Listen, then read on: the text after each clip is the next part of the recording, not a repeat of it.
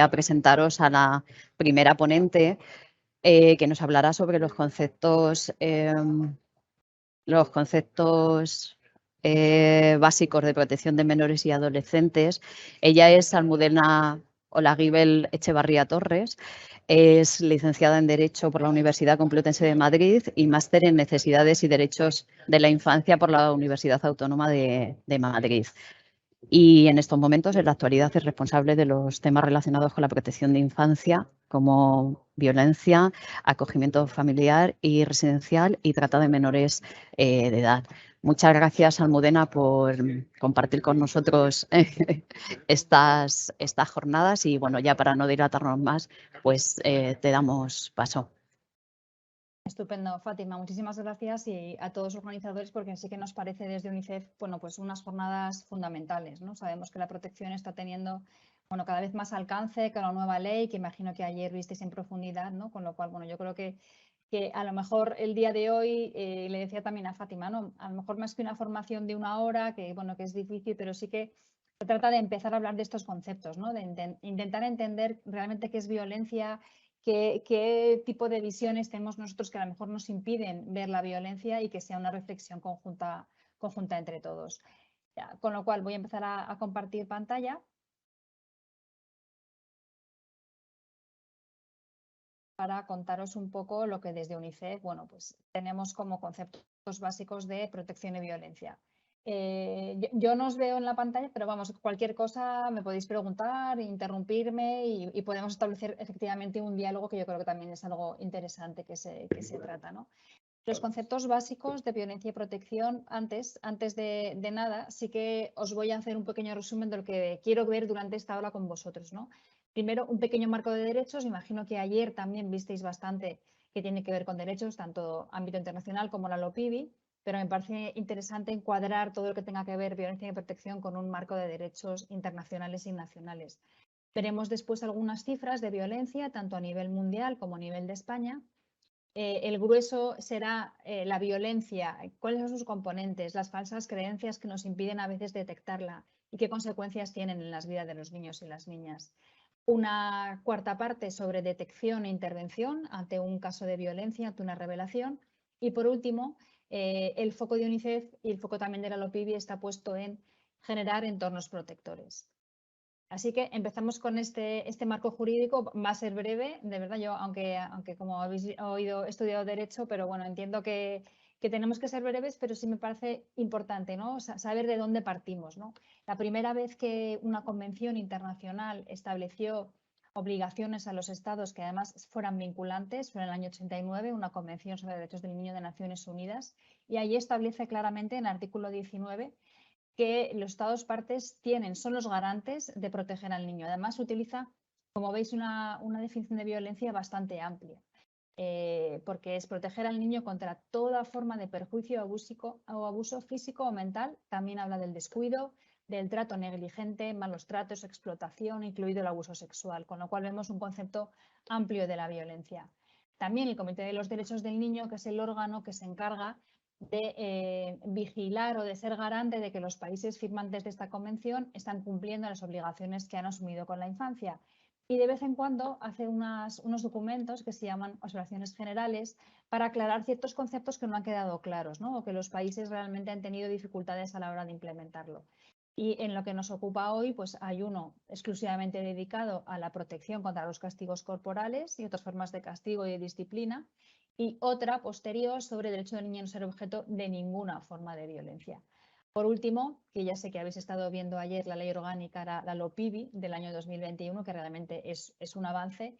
Y como vemos, incluso su definición de violencia, que es la que tiene que impregnar todas las actuaciones, es incluso todavía más amplia, porque habla también de acción, es decir, de acción, de hacer algo, de omisión, de dejar de hacer, y de trato negligente, de no hacerlo de la forma adecuada, y algo tan amplio como que priva a las personas menores de edad de sus derechos y de su bienestar o interfiere su ordenado desarrollo físico, psíquico y social. Con lo cual, este es el marco en el que nos vamos a mover. La protección de la infancia ya es una cuestión de derechos humanos, no es graciable, no es, bueno, según los fondos que tengan los países, sino que realmente España, en nuestro caso, se ha comprometido con todas estas disposiciones.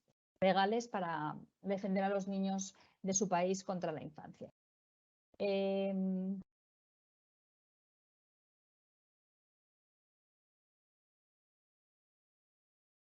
¿Seguís viéndolo? Sí.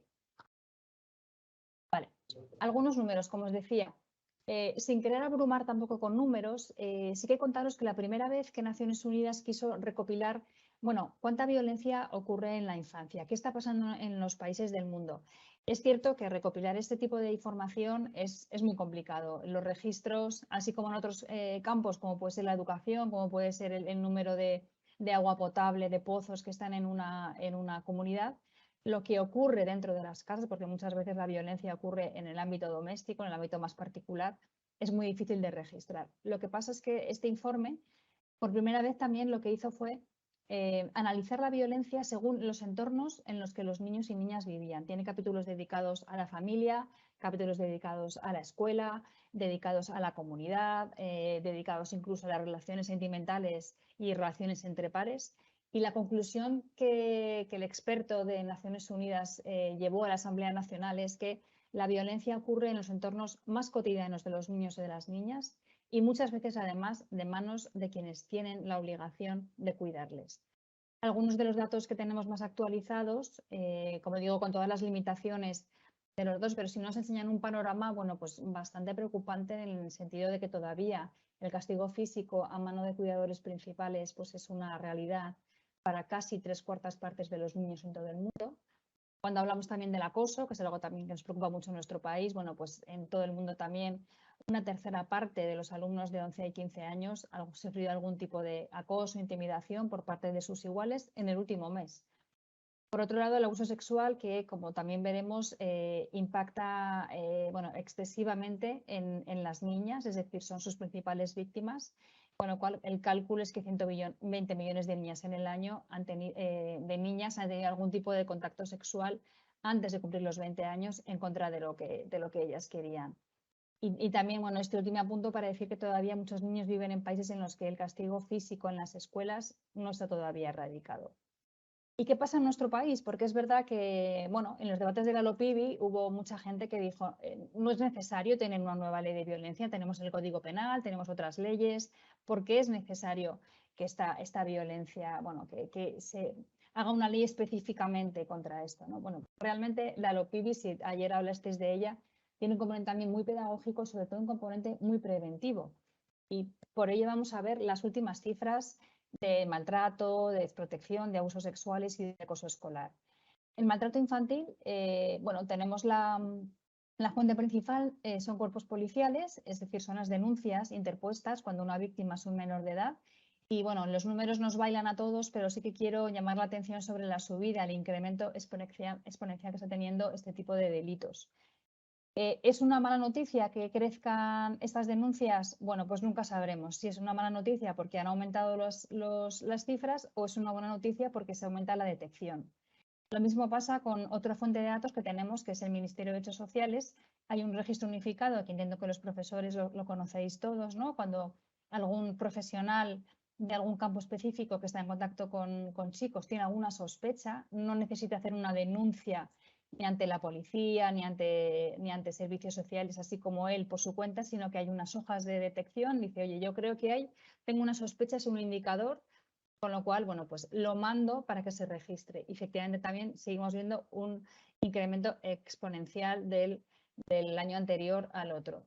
En cuanto a desprotección, que son las medidas que toma la administración ya autonómica, el riesgo, el desamparo y también medidas de estudio para ver si ese niño, bueno, pues puede seguir viviendo en su familia o habría que sacarle de ahí.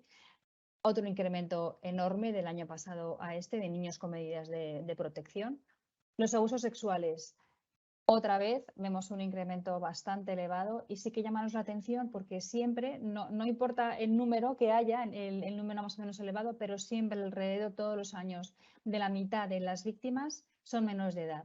Teniendo en cuenta que en el ámbito de la población, en el porcentaje de la población, suponen un 17 y pico por ciento, 18% de toda la población, entendemos que les afectan de una manera exponencial a los niños y las niñas, el tipo de abusos.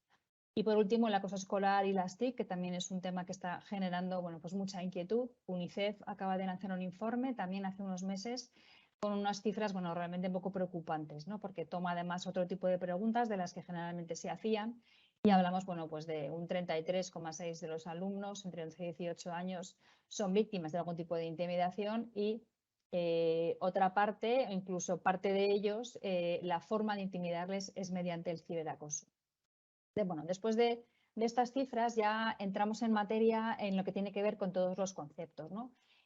A lo largo de esta presentación sí que vamos a utilizar un manual que hicimos, bueno, que hizo principalmente una consultora, no sé si los conocéis, Pepa Horno y Javier Romeo, que son psicólogos clínicos muy expertos en trabajar con niños y niñas víctimas de abusos, de trauma y también han investigado mucho el tema del sistema de protección y de otros sistemas. Entonces, bueno, hicimos conjuntamente una guía precisamente, que luego si queréis os pasaré el enlace porque ahí vienen todos los conceptos, ¿no? Queríamos que fuera una guía básica para que pudiera facilitar precisamente y comprender estos conceptos y sirviera para futuras formaciones. Entonces, empezamos con los conceptos de la violencia. ¿Cómo identificamos? O sea, realmente para que haya violencia, ¿cómo podemos definirla? Bueno, por un lado está el daño recibido, que es la acción o la falta de ella que causa un perjuicio. Pero bueno, puede ser, por ejemplo, que nos hayamos caído y hayamos tenido, bueno, pues un daño o un accidente. El segundo elemento es el que realmente va a definir que es una acción violenta, que es el abuso de poder, que ahora veremos con más detalle. Y lo último es el modo, es decir, la forma en la que se ejerce esta violencia. Sí que quiero dejar claro que cuando hablo de violencia no hablo de maltrato. Maltrato sería un estadio superior y tampoco estamos hablando de delitos. Es decir, estamos hablando de comportamientos cotidianos muchas veces, pero que suponen violencia y que, bueno, tenemos que reflexionar juntos para poder ser capaces de mirar, ¿no? Que esto que está pasando, que hemos normalizado, que hacemos nosotros mismos, bueno, pues es una actitud violenta. No es un maltrato, ya veremos qué es un maltrato, pero bueno, para dejar claro, ¿no? Para que no confundamos tampoco que a veces es como, no, pero es que esto no es un delito, esto realmente no. Bueno, pues se consideraría violencia, pero tendríamos que ver la respuesta adecuada para ese tipo de situaciones. Entonces, el uso del poder. Las normas básicas del poder es interesante porque siempre hay una relación de poder entre la persona que ejerce la violencia y la víctima, es decir, el afecto. El afecto el afecto da poder. Las personas a las que queremos tienen poder sobre nuestras vidas. No es que como yo quiera a fulanito, tengo poder sobre fulanito. No, como yo quiero a fulanito, le doy un poder sobre mí. Es decir, si ahora pensamos que las personas que nos hemos enfadado o que últimamente, bueno, pues nos han hecho más daño, probablemente estén ligadas con una relación de afecto con nosotros. Es decir, no es lo mismo que una persona por la calle te insulte o te diga cualquier cosa que lo haga tu madre, tu pareja o tu hijo, ¿no? O sea, el afecto realmente estamos dándoles poder a esas personas sobre nuestras vidas. También el poder lo da la autoridad, esto es evidente, ¿no? La autoridad que puede tener nuestro jefe, la autoridad que puede tener, bueno, pues las personas que han organizado hoy, por ejemplo, estas jornadas, esta formación, quien decide cosas con nuestro trabajo o con nuestra vida, con nuestro día a día. Una entrenadora, por ejemplo, tiene autoridad sobre los niños y niñas que entrenan. La tercera sería la fuerza. La fuerza física es algo muy evidente, ¿no? Cuando hay fuerza física, pues es un poder que tiene esa persona. No significa solamente la fuerza física de la persona, sino que también puede tener otros elementos. Por ejemplo, pues un adolescente más débil, pero que tiene una pistola o que tiene un arma, o unos niños más pequeños, pero que es un grupo frente a un niño más mayor, ¿no? Y por último, las diferencias transformadas en desigualdades. ¿Esto qué significa? Bueno, pues que según culturas, incluso según culturas de espacio, no solamente de un país o de una región, sino según las culturas organizativas, organizacionales, ciertas características, como pues el origen étnico, la nacionalidad, el sexo, en el caso de los niños y niñas, muchas veces las características físicas, les hacen diferentes. Les hacen diferentes y eso puede ser aprovechado y lo vemos muy claramente en el tema del bullying, para ejercer poder sobre esos niños, ¿no? Porque están más aislados, ellos no tienen el poder y con lo cual esas diferencias les hacen más vulnerables. Algunas reflexiones sobre esto, ¿no? Sobre el poder y la violencia. Las 4 que hemos visto, si pensamos en los niños, realmente hay mucha gente que tiene poder sobre estos niños, ¿no? Mucha gente a las que ellos quieren, a las que ellos admiran. Por ejemplo, la figura que en la sociedad tiene las 4 formas básicas de poder serían los padres y las madres. Los niños les quieren, o sea, los niños tienen afecto, con lo cual les están dando un poder sobre sus vidas. Los padres y madres tienen autoridad, una autoridad reconocida por la sociedad. Cuando eres padre y madre tienes autoridad sobre tus hijos. La fuerza, es evidente que la fuerza física y también las diferencias. Las diferencias en el sentido de, bueno, pues de que no es lo mismo a la hora de tomar decisiones sobre la familia, a la hora de tener un poder adquisitivo económico. Bueno, pues está claro que los niños, bueno, pues con sus familias cumplen estas 4 formas básicas de poder. También los niños tienen poder y lo pueden ejercer en su grupo de iguales, las personas que les quieren, es decir, es una forma de relacionarnos todos. El último componente sería el modo de ejercer la violencia. Es verdad que hay multitud de modos de ejercer la violencia, pero se han agrupado en 4 grandes bloques. El primero sería el físico, que es el daño que puede mostrar la persona en su cuerpo. Es verdad que es el modo más visible y es verdad que últimamente está cada vez, bueno, pues menos aceptada. Todavía, cuando la violencia física se produce de padres y madres hacia sus hijos, bueno, pues se toma como una pauta correctiva. Quizá esto puede ser un error, esto es un error grave, porque por un lado infravalora el daño que sufre ese niño. O sea, si tenemos claro que un jefe no puede agredir a un empleado físicamente porque se abriría un expediente, tenemos claro que un hombre no puede agredir a una mujer porque, bueno, hay unas leyes y políticas que la defienden. Bueno, pues si pensamos que además esas personas que reciben la violencia son personas adultas que pueden pedir ayuda y que tienen, bueno, pues más desarrollo, ¿no? a la hora de entender las cosas, imaginemos el daño que le puede suponer a un niño o una niña. Otro error sería validar la violencia como forma de educar, la violencia física. Y por otro, lo que hacemos es que legitimamos la violencia como una forma de relación y resolución de conflicto. El segundo es el psicológico. O sea, cualquier de las violencias que vamos a ver producen daño psicológico. Pero, sin embargo, bueno, pues tiene ciertas características propias que le afectan al daño a su autoconcepto y a su autoestima. Por ejemplo, puede ser a través de la palabra, los insultos, humillaciones, comparaciones, también acciones y lenguaje no verbal, como burlas, muecas, y también, por último, el aislamiento, ignorar su presencia, despreciar su presencia. El tercer modo de ejercer la violencia es el sexual. Es verdad que tiene partes tanto físicas como psicológicas. Bueno, como hemos dicho, cualquier forma de violencia tiene también una consecuencia psicológica en quien la sufre. Pero, sin embargo, la sexual, aunque tiene características de las dos, se considera como un modo específico de ejercer la violencia porque afecta algo tan íntimo y tan amplio de la persona como es la sexualidad. Está en un estadio de crecimiento muy importante y por eso hay que atenderlo de una manera muy específica. Es verdad que se realiza, como decíamos, desde un abuso de poder y hay que tener en cuenta que, aunque existen, por supuesto, violaciones y abusos por parte de desconocidos, los estudios nos indican que entre un 70-85% de quienes abusan de los niños y niñas son personas conocidas, personas a las que ellos respetan y personas a las que ellos quieren. Y también, importante, en torno a un 30% de los abusos a los niños y niñas están cometidas por otros menores de edad.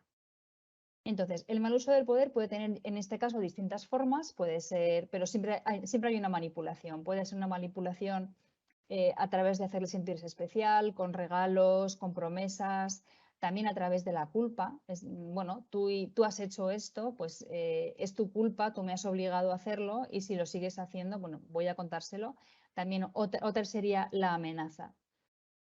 También tiene una diferencia con el resto de modos de ejercer la violencia. El resto de modos, muchas veces, bueno, pues la gente no es tan consciente a lo mejor de que lo está haciendo mal, con lo cual, bueno, pues un padre a lo mejor regaña de una forma, bueno, pues muy violenta a un niño en público porque realmente considera que es una pauta educativa o la negligencia a veces o lo físico, pero el sexual siempre, casi siempre, la persona que lo está haciendo a cabo, el adulto que lo está llevando a cabo, es muy consciente del daño que está generando. Por eso se suele hacer siempre en lugares escondidos, en entornos particulares, por eso es tan difícil de detectar.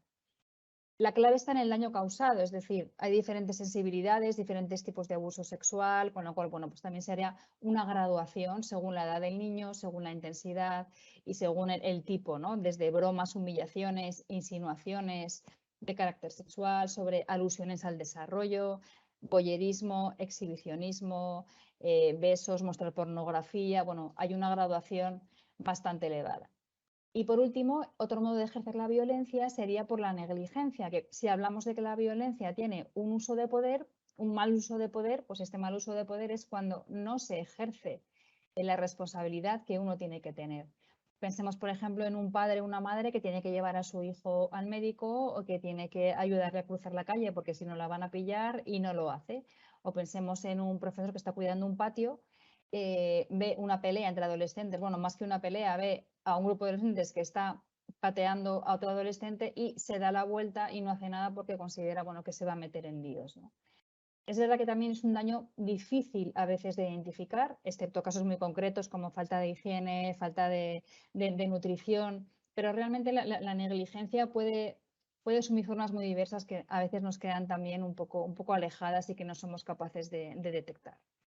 Y también, bueno, como decía, no estamos hablando en caso de violencia, bueno, yo creo que todos cometemos algún acto de violencia en nuestras vidas frente a, bueno, a las personas que nos quieren o si tenemos autoridad, pero por favor no pensemos que eso es delito ni pensemos que eso es maltrato, ¿no? El maltrato, la violencia se produce en un continuo, desde lo sutil hasta el maltrato. Como vemos, bueno, pues diferentes actuaciones hasta llegar ya a lo último, golpear o incluso causar la muerte. ¿Y qué es qué diferencia la violencia como tal desde el maltrato? Bueno, pues hay que entender que se tendrían dos características. Por un lado, la intensidad. Es muy evidente que si hay un maltrato por intensidad, hay una fractura, hay una lesión, hay bueno, pues algo que realmente físicamente o de forma sexual agrede mucho al niño, pues estaríamos hablando de maltrato. Pero también sería por frecuencia. Es decir, a lo mejor son actos de baja intensidad, pero que pueden causar por duración y frecuencia un perjuicio muy elevado. Y esto lo vemos cada vez más claro con el acoso escolar. A lo mejor no es una violencia por intensidad, pero son pequeños actos que al final son sutiles. A lo mejor el profesorado o los padres los pasan por alto, no son capaces de identificarlo, pero eso no quita para que no afecte permanentemente a ese niño o a esa niña si no se toman las medidas adecuadas. ¿Por qué no vemos la violencia? Es verdad que estamos hablando de que bueno, los números nos dicen que están aumentando, los números son altos en un país como España. Sin embargo, bueno, a muchos nos gusta considerar que la infancia, bueno, pues es un periodo feliz, es un periodo en el que los niños, todo el mundo va a cuidar a los niños, unos padres no pueden hacer daño a unos niños, quien está a cargo de la infancia, por supuesto, bueno, pues vela por su mejor interés, ¿no?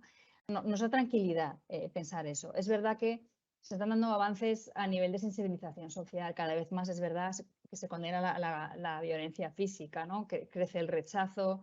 Si vemos una pelea, obviamente vamos a intervenir entre niños. También se reconoce la violencia psicológica cada vez más, como hemos visto en los datos de España, la negligencia y el maltrato psicológico son de los más elevados, ¿no? Frente al abuso sexual y el abuso físico, con lo cual cada vez estamos avanzando en identificar eso como violencia. Pero hay unos factores que nos hacen no verla realmente y muchas veces es confundir violencia con violencia física. Es difícil encontrar pruebas a veces de los abusos, pero claro, la violencia física es mucho más evidente, ¿no? Tenemos marcas, cicatrices, un golpe, con lo cual, bueno, pues cuando hablamos de violencia nos viene a la cabeza siempre una violencia física. Otra creencia que nos impide identificar realmente la violencia sería culpabilizar a la víctima. Existe una presión social hacia quien sufre la violencia, de frases del estilo de pero ¿por qué no dijo nada antes? ¿Cómo es posible que no se defendiera? ¿No debería tolerar ese trato? ¿Por qué no ha dicho nada? Hay como cierta sospecha, ¿no? Pero tenemos que tener en cuenta, como hemos dicho, como hemos visto antes, que las relaciones de los niños y las niñas con las personas que ejercen violencia sobre ellas son generalmente relaciones muy íntimas y es muy difícil a un niño o a una niña poder huir o poder enfrentarse o poder pedir ayuda cuando quien ejerce la violencia es alguien como sus padres, alguien en el colegio, su grupo de amigos, no pueden huir de su comunidad y de su entorno. Otra creencia falsa que nos impide ver realmente qué es violencia es pensar que la violencia no educa. Y la violencia siempre educa, pero no en los parámetros o valores que nosotros quisiéramos que fueran educados. Por ejemplo, si un padre o una madre da un bofetón a un niño o una niña porque ha pegado a su hermana, realmente lo que la madre padre le quiere decir es que la violencia es mala, no puedes pegar. Pero lo que el niño interpreta es pegar y que me vean está mal, lo haré cuando no esté mi madre. O pegar es fácil de identificar, enseguida se ve, lo que voy a hacer es buscar otras formas sutiles de hacer daño a mi hermana. Pero además también quien utiliza la violencia le está transmitiendo que quien le cuida, quien le quiere, le puede hacer daño. El famoso refrán, ¿no? Quien bien te quiere, te va a hacer llorar. O sea, realmente estamos uniendo afecto y violencia, legitimando que causar daño es algo válido en las relaciones afectivas, porque te quiero, te hago daño. Y eso es bastante perverso para la mente de un niño. Y tercero, la violencia la estamos validando para resolver los conflictos, ¿no? Pues cuando hay un conflicto, uso la violencia. Otra falsa creencia sería la sexualidad empieza en la pubertad. Lo que pasa es que queremos preservar a los niños y las niñas de la sexualidad, pero no nos damos cuenta de que el peligro existe. Y si realmente no saben los niños y niñas cómo funciona la sexualidad, las relaciones humanas y que la violencia sexual y los agresores sexuales existen, realmente les vamos a dejar muy indefensos, no van a poder identificar una sensación que tienen que no les gusta, no van a poder identificar que alguien está haciéndoles algo que ellos no se sienten a gusto. Con lo cual la sexualidad empieza mucho antes y tienen que ser ellos informados sobre todo esto que puede pasar y cómo ellos mismos pueden cuidar su cuerpo. También otra falsa creencia, por último, es que si en el momento no hay consecuencias, es que no hay daño, ¿no? Si yo veo que el niño no ha hecho nada o no parece que esté muy preocupado, bueno, pues parece que no hay daño. Ojo con eso, porque las consecuencias a nivel emocional pueden tardar un tiempo en manifestarse. Muchas veces los niños las primeras veces tienen un malestar que no saben realmente qué les está pasando, ¿no? Y esto, bueno, se puede convertir en una disociación, como veremos más adelante.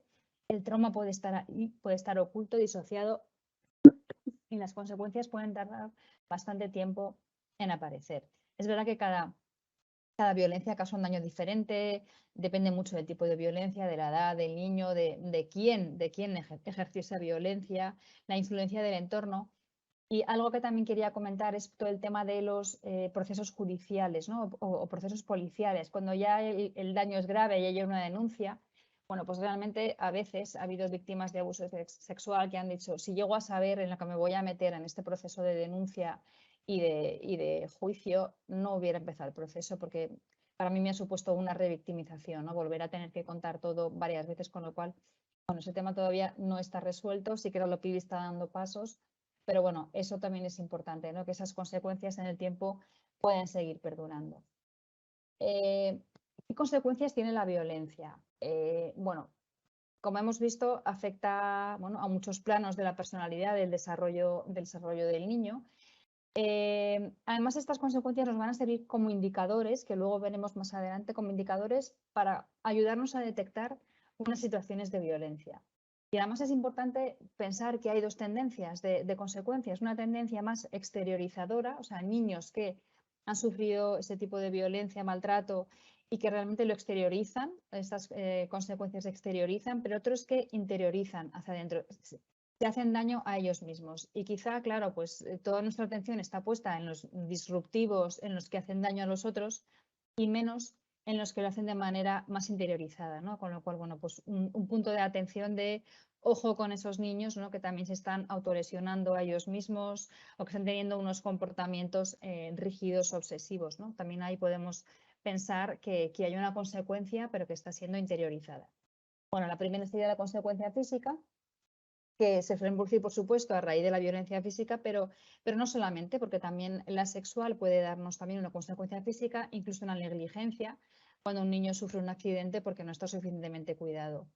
Las consecuencias psicosomáticas. Ojo con estas también. Son síntomas físicos concretos que no tienen una causa biológica específica, sino que expresan un daño psicológico. Estas consecuencias son reales, es decir, no son un fingimiento del niño, pero la dificultad para identificar su causa supone un peligro, que las personas piensen, bueno, este niño quiere llamar la atención, este niño es que no quiere ir al colegio, y con lo cual, bueno, ojo con esas palabras, ¿no?, de nuestros hijos de me duele la tripa, no quiero ir al colegio, tengo problemas de sueño, problemas con la alimentación. Esto pasa porque el cuerpo ha cargado tanto tiempo con el sufrimiento del niño y acaba por manifestarlo de forma muy intensa. Por eso es interesante, tenemos que tener en cuenta esos primeros síntomas. Otra consecuencia son las emocionales. Algunas de ellas pueden ser, por ejemplo, la culpa y la vergüenza.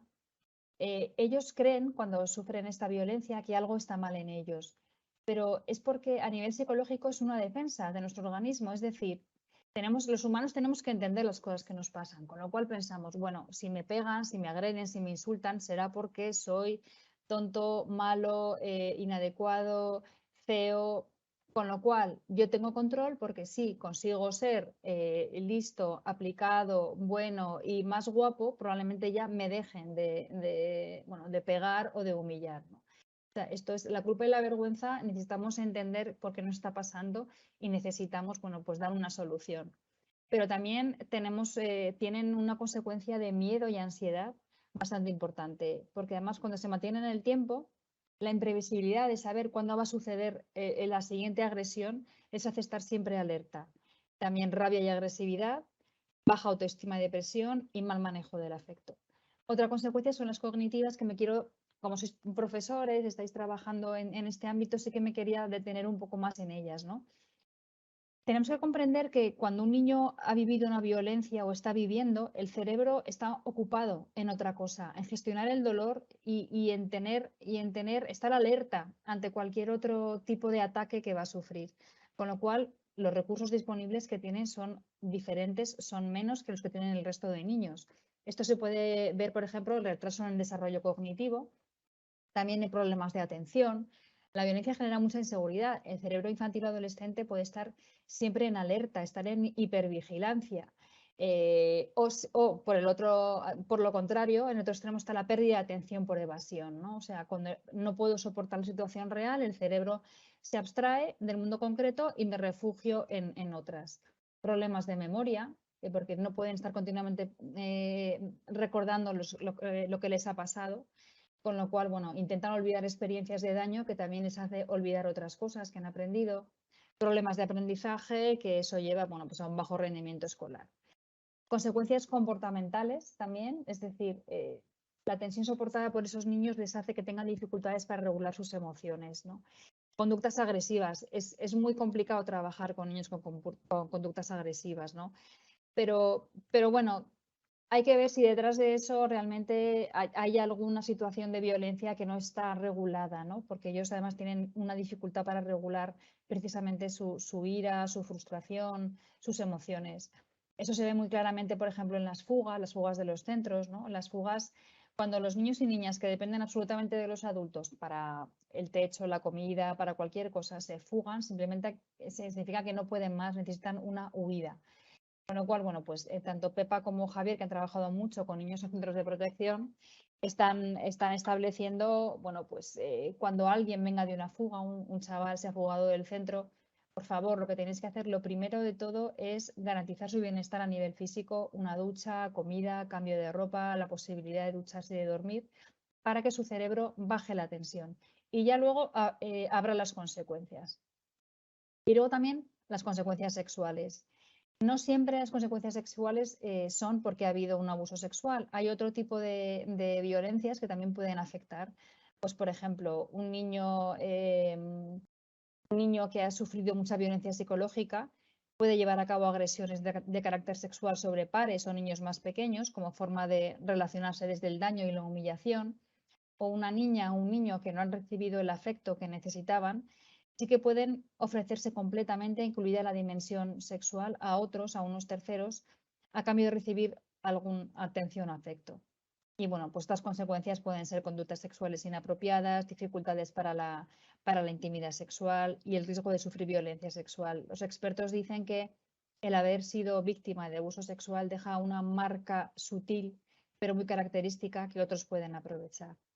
Y por último, bueno, pues las consecuencias sociales, ¿no? Realmente, bueno, pues si las situaciones de abuso o de violencia han venido de personas con las que teníamos una relación muy estrecha, una relación afectiva, bueno, pues está claro que estos niños van a tener bastantes dificultades para desarrollar plenamente las formas de relacionarse. Conductas antisociales, aislamiento, incluso repetición de patrones. A un estadio ya mucho más alto, es decir, estas son las consecuencias, pero sí que quería hablaros del trauma. El trauma es un fenómeno complejo que se ha estudiado durante las últimas décadas y que proporciona claves para su comprensión, ¿no? Y con una gran variedad de situaciones y ejemplos. Se dan tres elementos. Lo primero es que sucede un evento estresante.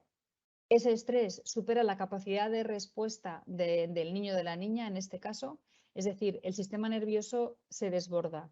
El niño o la niña no puede manejar la situación, no tiene herramientas para gestionarla, con lo cual busca una respuesta de supervivencia que en ese momento le permite sobrevivir, pero que va a dejar una huella, una herida que decimos que perdura, que no se cura, que le deja marca en su vida. Una de las estrategias que puede utilizar mucho el sistema nervioso es la disociación. Este fenómeno consiste en que el sistema nervioso aparte de la consciencia las vivencias extremas para permitir que la persona sobreviva, pero hace que la vida quede dividida. Hay una parte que es consciente, que no recuerda, pero que tiene un malestar, y la otra parte está inconsciente. Pero no olvidemos, disociar no es olvidar. Como hemos visto, el sistema nervioso recuerda el daño sufrido y lo manifiesta por otros medios, como puede ser, como decíamos antes, los síntomas psicosomáticos. Consideraciones respecto a la detección. No sé cómo voy de tiempo. Bueno, Genial, Almudena, nos queda todavía, son las 10:10. vale, o sea que todavía 10 minutos más, ¿no? Una cosa Eso así. es. Vale, fenomenal. Bueno, fuentes de detección. Sí que me parecía importante en el rato que vamos a compartir hoy con vosotros hablar de la detección, ¿no? O sea, cómo podemos detectar estas violencias que a veces son más sutiles, ¿no? O más difíciles. Por un lado, hemos visto las consecuencias en las diapositivas anteriores, que eso sí que nos dan unos indicadores más o menos claros sobre lo que podemos encontrar.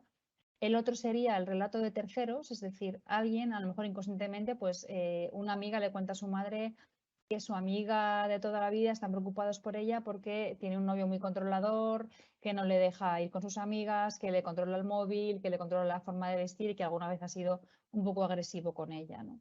Por ejemplo. Y la tercera vía es la revelación del niño o niña. Puede ser una revelación voluntaria, revelación voluntaria, o puede ser con frases, por ejemplo, no me gusta cuando mi hermano mayor se mete en mi cama y me hace cosas, o prefiero llegar a casa cuando mi madre está dormida porque así no me va a pegar.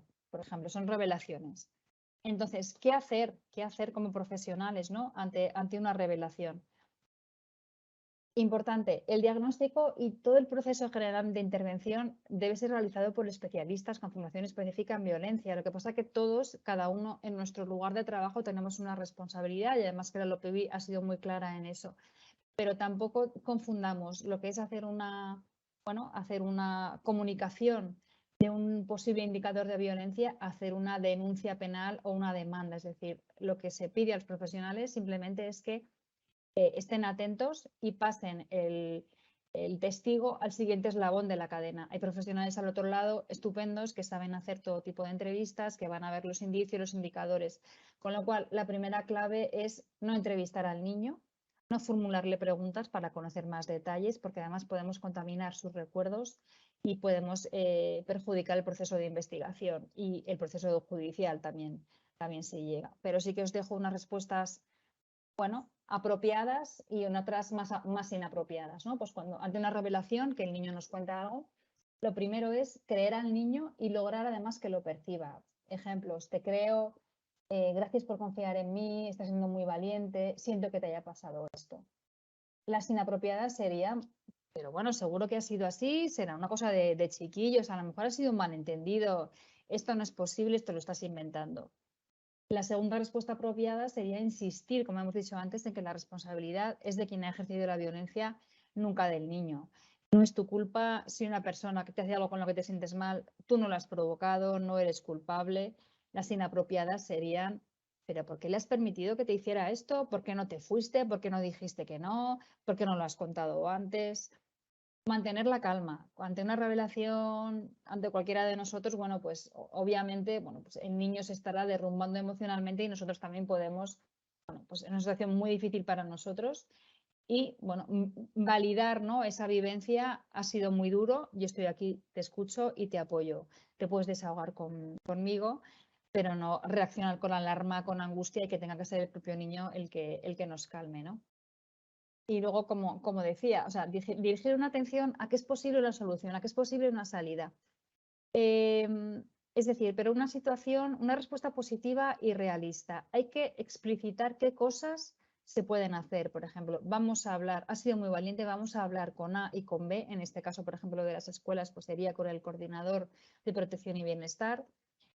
Más adelante podemos probar otras medidas, pero las inapropiadas sería ver al niño ya solamente como una víctima, la sobreprotección de ese niño, o sea, restringirles actividades habituales, porque también necesita recuperar la confianza en sus capacidades.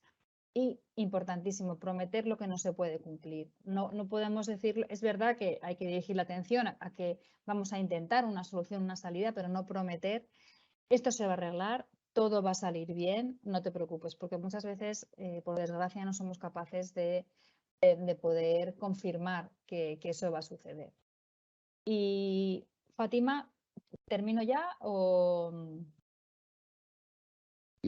Tienes 5 minutillos todavía si Fenomenal. quieres Vale, vale, recapitular o pues resumir. justo, pues justo los últimos 5 minutos. Perfecto. Vuelvo al informe de Naciones Unidas que habíamos hablado del año 2006, en la que, bueno, el mensaje principal es: toda violencia hacia un niño o niña adolescente es intolerable y toda violencia es prevenible. Como decíamos, además, este documento estaba dividido en entornos, ¿no? En entornos de familia, escuela, comunidad, relaciones de afecto, con lo cual la clave no era ya atender al niño, si atendemos al niño es haber llegado demasiado tarde, sino que la clave es construir entornos seguros y protectores. Y por eso, bueno, pues toda la estrategia de UNICEF Internacional en el año 2010 cambió precisamente para construir esos entornos. Es decir, tenemos que hacer que los entornos prevengan esta violencia, que sean sitios en los que sea muy difícil, porque siempre va a haber gente que va a querer hacer daño a un niño, pero que sea muy difícil que lo consigan. Nosotros desde UNICEF también y con Espirales hemos trabajado en estos factores de protección, que serían 4. Por un lado, un nivel físico protector, es decir, bueno, todos tenemos pues unas normas claras de entorno físico, pero bueno, también hay que tener aspectos a tener en cuenta, como por ejemplo los aparatos, los materiales, las condiciones de limpieza, la localización del centro, la dimensión del espacio, su distribución, los cuartos de baño importantes, cómo se accede, están separados por niños y niñas, están separados por profesores y por alumnos. El segundo sería un nivel de entorno psicológico y emocional. Los entornos, bueno, suelen ser seguros a nivel físico, como hemos visto, porque hay ya mucha normativa, pero la calidez del entorno es importante. Sabemos que, por ejemplo, que en infantil y primaria los entornos son más cálidos, perdona, pero quizá, bueno, en otros ámbitos o centros de protección o otros entornos, bueno, pues esa calidez, la luz, el poder adornar los espacios con las cosas que los propios niños hacen, bueno, pues también sería este entorno psicológico y emocional.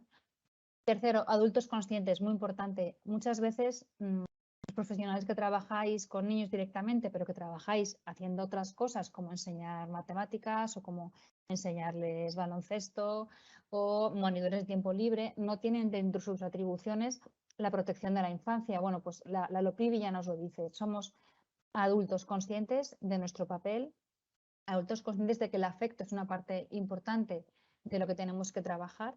Y por último, la participación de todos los que están en ese espacio, incluidos los adultos y también incluidos los niños. Y de ahí conseguiremos, bueno, pues establecer entornos seguros y protectores, que lo que nos permite es hacer una prevención y que si alguien quiere hacer daño a un niño, bueno, le sea muy difícil entrar en ese entorno y poder hacerle daño, y si desgraciadamente pues, se consigue hacer daño, seamos capaces de detectarlo rápidamente y de intervenir también rápidamente. Y nada, simplemente contaros que hicimos un estudio participativo el año pasado, preguntamos a profesionales de diferentes ámbitos en 9 comunidades autónomas para ver cómo había que implementar la LOPIBI, un poco una línea de base, ¿no? ¿Qué nos encontramos en nuestro país?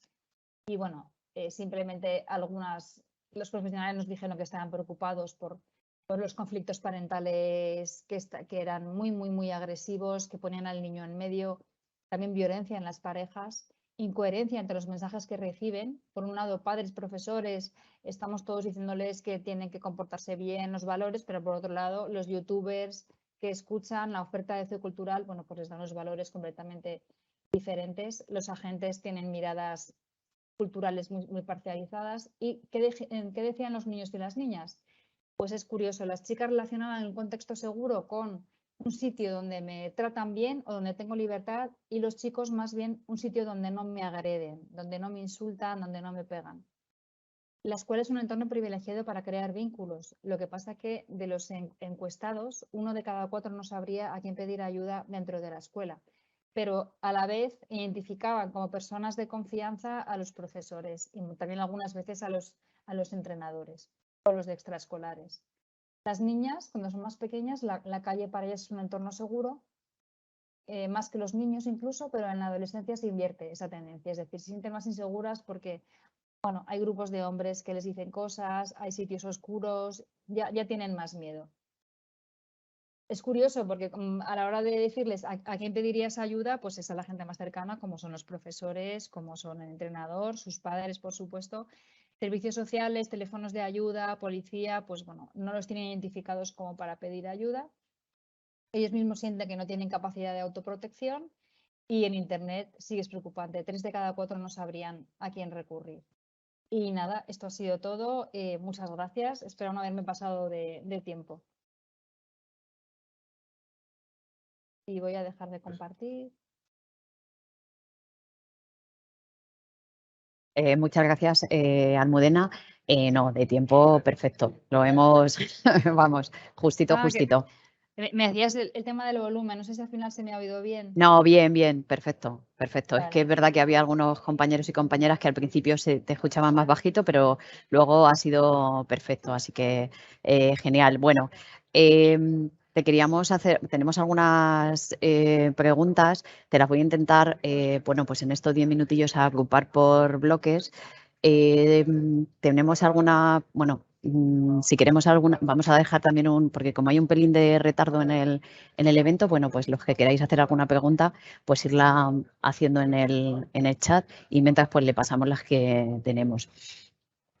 Hay compañeros y compañeras que nos dicen bueno, pues qué hacer cuando se detectan esas situaciones de riesgo o situaciones graves que hay en los centros, y hay veces pues que no se hace todo lo que se debería hacer desde servicios sociales o Fiscalía de Menores. Si hay alguna institución más o cómo podemos hacer esa información o esa comunicación de las situaciones de riesgo. Sí, esto sabemos que pasa porque además todo depende muy bien o sea, todo depende de quién está al otro lado. O sea, nosotros sí que tenemos, bueno, pues nos han contado diferentes experiencias, ¿no? Entonces, pues a veces servicios sociales ha actuado fenomenal, pues porque la persona realmente se ha implicado en el caso. Con los cuerpos policiales ha pasado lo mismo. A veces incluso con el SAMUR, ¿no? Social, que viene, bueno, que es el de Madrid, ¿no? Pues a veces viene o a veces no viene porque no tiene la competencia, ¿no? Con lo cual, esta competencia de competencias yo creo que es lo que nos está impidiendo atender adecuadamente a los niños. Nosotros lo que sí que abogamos realmente es por generar, ahora además con la nueva figura del coordinador, generar unas redes. Es decir, el coordinador no puede actuar solo. Cuando hablo de coordinador, bueno, me refiero a que dentro del colegio yo creo que la persona a la que hay que contar todo esto sería el coordinador, y que esa persona luego es la que tiene que tomar las decisiones para trasladarlo a servicios sociales, cuerpos policiales. Pero sí que sabemos que es una figura nueva, con muy poco recorrido, pero con muchísima responsabilidad. Con lo cual, pues lo que yo animo es a generar redes de trabajo con las personas más cercanas. Y si en el caso de que no haya una respuesta, bueno, pues también está la Fiscalía, bueno, que también la has comentado, está la Fiscalía de Menores, Servicios Sociales. Desgraciadamente, vemos que la descoordinación es algo a lo que tenemos que atender, porque, bueno, hemos conocido casos bastante graves y al final, bueno, pues lo que hablábamos, ¿no? La revictimización de la niña o del niño del caso ha sido casi peor que hacer la denuncia. Con esto no quiero desanimaros, creo que siempre hay que contarlo. Tenemos el RUMI, por supuesto, que el RUMI tiene la obligación de, bueno, pues de cada caso que le llega tiene que investigarlo, pero si no nos hacen caso en un sitio, busquemos el siguiente, a lo mejor servicios sociales de otro distrito, a lo mejor un coordinador de otro lado, a lo mejor un guardia civil o el agente tutor, ¿no? que va a nuestros colegios. Es decir, hay muchas figuras alrededor de la protección de la infancia, lo que pasa que, como siempre pasa, la competencia de competencias no nos deja ver realmente al niño como un todo.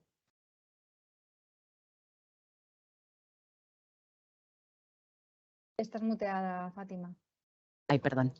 Hay otro bloque de hay otro bloque de preguntas relacionadas con el maltrato, pero yo creo que las acabas de contestar un poco cuál es la vía para bueno, pues para comunicarlo y si se detecta. Y luego hay otro bloque que nos dice, bueno, pues sobre las conductas autolesivas, que si son formas de huir de la violencia.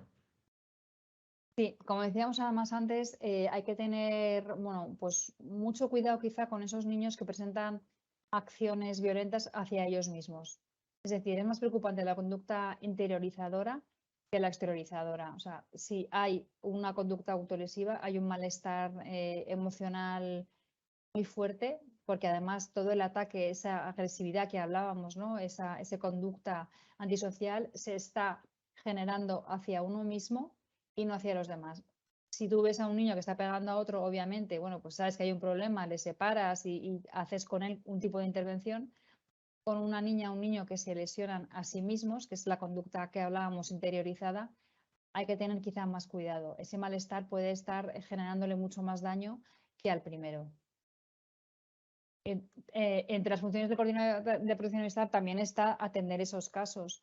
Lo que nosotros, bueno, si habéis tenido la ocasión de hablar de esto, la prevención y detección precoz es clave. O sea, nosotros, más que hablar de salud mental, que consideramos que ya es un estadio, creemos que la figura del coordinador y todo el centro educativo lo que puede trabajar mucho es en el bienestar emocional, para que esas cosas, esos malestares no crezcan, porque sabemos que si crecen van a acabar en ese tipo de conductas.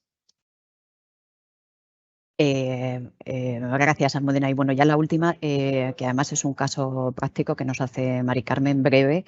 Dice, mañana tenemos una reunión con una familia. Hemos detectado daño físico en el alumno. ¿Nos das algunas pautas para cómo llegar mañana a esa reunión? Sí, mira, desde UNICEF Federalmente estamos trabajando con el British Council para establecer una carpeta de recursos. Entre ellas va a ser entrevistas a padres y madres. De todas maneras, bueno, te lo escribo a ti, Fátima, ¿te parece? Porque como es una cosa más concreta. Sí, ponnoslo en el chat si quieres o luego por mail me lo mandas y todos los recursos y incluso el vídeo, que luego también teníamos un vídeo que no nos ha dado tiempo a poner, se lo paso también. Nada, no te preocupes. Vale. Es verdad, Se lo paso todo. al Se lo pasamos todo. Al final no sí, pero es verdad que una de las, bueno, de las cosas yo creo que más delicadas es el tema de los padres, ¿no? O sea, cómo hacer. Siempre desde la no culpabilización, pero siempre desde la constructividad. Como decíamos, muchas veces los padres no son conscientes de que esas pautas educativas a lo mejor no son las más adecuadas, ¿no?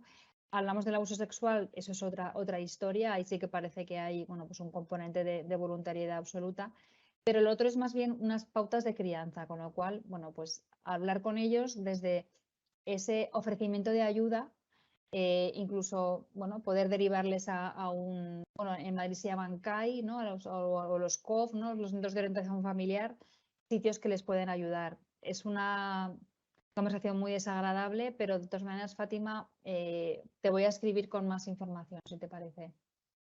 Vale, pues muchas gracias, Almudena. Pues es verdad que hay otro bloque de preguntas que yo creo que es del siguiente ponente, de Víctor, porque bueno, están relacionadas con los diferentes protocolos de actuación en los centros y el protocolo interno ya de cada centro. Muchísimas gracias, Almudena, porque además Almudena nos ha facilitado que las jornadas se pudieran desarrollar y bueno, pues muchas gracias a ti y nos sumamos a todas las felicitaciones de los compañeros y compañeras y muchísimas gracias a UNICEF por contar y colaborar con nosotros siempre. Pasaremos a los participantes todos los enlaces y tu material y bueno, pues ya verlas, lo puedes ver en el chat que, bueno, pues que ha sido una ponencia muy útil, muy buena, muy clarificadora y sobre todo práctica de un tema que es primordial para los coordinadores y coordinadoras de bienestar. Muchísimas gracias, Almudena. Gracias a vosotros. Hasta pronto.